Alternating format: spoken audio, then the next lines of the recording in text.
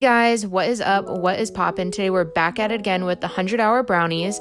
So here are just my ingredients: and salt, flour, sugar, just white sugar today, 2 different types of chocolate, some eggs, butter, espresso powder, vanilla, and let's get started. So the first thing I'm gonna do is I'm gonna brown the butter, and this is very similar to the cookie recipe. 2 sticks of butter. I'm using unsalted here.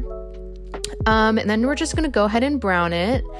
And then you can see all those brown particles on the bottom, and make sure you're stirring a lot so that you don't burn it. Brown butter is not burned butter. Yeah. So then I'm going to add in the espresso powder, and I actually added a little bit less than he did. And he also adds an ice cube here, or a coffee ice cube, to cool down the butter. I didn't do that because I found in the cookie recipe that it actually took away from the taste of the butter. So I didn't do that, but I let the butter cool down for sure. So while our butter is cooling, we're moving on to the eggs and sugar. So just plopping in our 4 eggs to our ridiculous amount of 2 cups of sugar. And then once that's all done, we're going to go ahead and put in the vanilla. And then you're basically just going to whisk this for about 1,000 years. Because I didn't have an electric mixer, so I'm just whisking this like for 1 billion years. But you basically just want to whisk it till it's a really pale yellow and it's a bit more airy, but it doesn't need to be fluffy.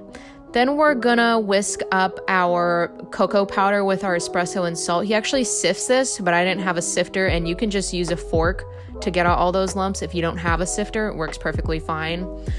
And then we're gonna go ahead and add that mixture to our eggs and sugar right there. And then after you've mixed this all in is actually when you add the butter. However, I'm really stupid and I don't know where that clip went. So just add your butter at this step. Just make sure it's cool so that your eggs don't turn to scrambled eggs. Then we're gonna go ahead and melt the chocolate that's also gonna go in the batter. So I just melt my chocolate in the microwave like in intervals of 30 seconds, and it melts perfectly fine. Just stir it a couple times in between. And then I'm adding that to the batter as well. And then I'm just gonna mix that all up. And then we're just gonna go ahead and add in our flour. Not that much flour this time. Keeping it really fudgy. So just go ahead and mix in your flour, and I tried not to over mix it because I didn't want anything to become tough. I don't know, that's like a baking thing. I don't know if that even applies to brownies, but here we are. And then once that's all mixed up, I'm gonna go ahead and add in some chocolate nibs. He actually uses like chocolate bars in his video, but this was more cost effective for me. So, you don't have to use chocolate bars. You can use chocolate chips if that's what you have. Don't feel like you have to go out of your way to get the chocolate bars. Any chocolate will work. I'm just using a combination of light and dark chocolate here. So milk chocolate and dark chocolate. Because I really wanted both of those flavors. But, you can mix it up however you want. This is like super flexible. And then I'm adding my batter into my prepared 8x8 baking dish. He uses one that's like 13x9 or something, but I followed his recipe to the T, and it fit perfectly in my 8x8 pan. So you can just use whatever pan you have on hand. The batter is super thick and super heavy, so just make sure you squish it into all those corners. Don't leave any air pockets.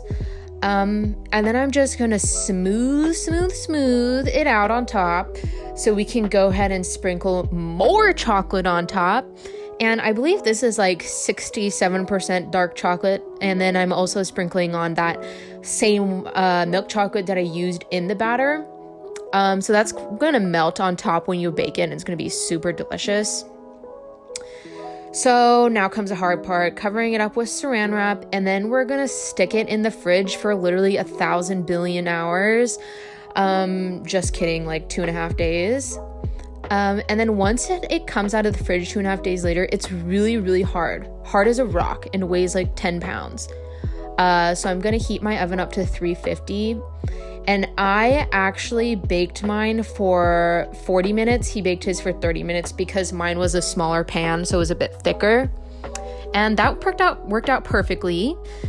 So once it's out of the oven, go ahead and cover it with your foil and then go and put it in the freezer for about 30 minutes. And this is supposed to stop the cooking and keep it fudgy. And then once it's out of the freezer, you got to put it in the fridge overnight.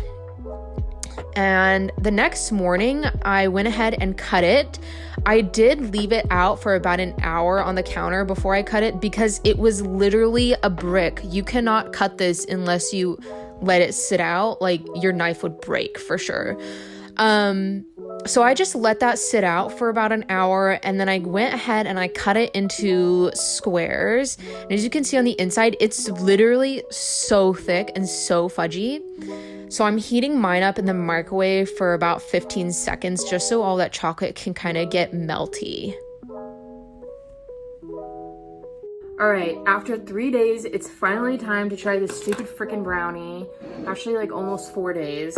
So it's super, super thick. It looks super fudgy, and I just heated it up in the microwave for like 20 seconds because it was like really cold after being in the fridge all night long. So let's try it out. Okay, let's go.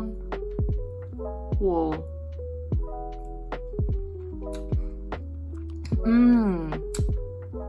That is super rich.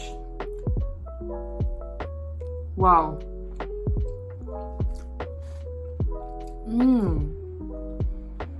That's really good. Okay, wow. Would I say it's worth waiting 4 days for? Maybe if you have like guests coming over on the weekend and you kind of want to get it done during the week, then it's a good idea. But it's really, really good. Like, no doubt about it. This is like one of the best brownies I've ever had. Yeah, it's bomb.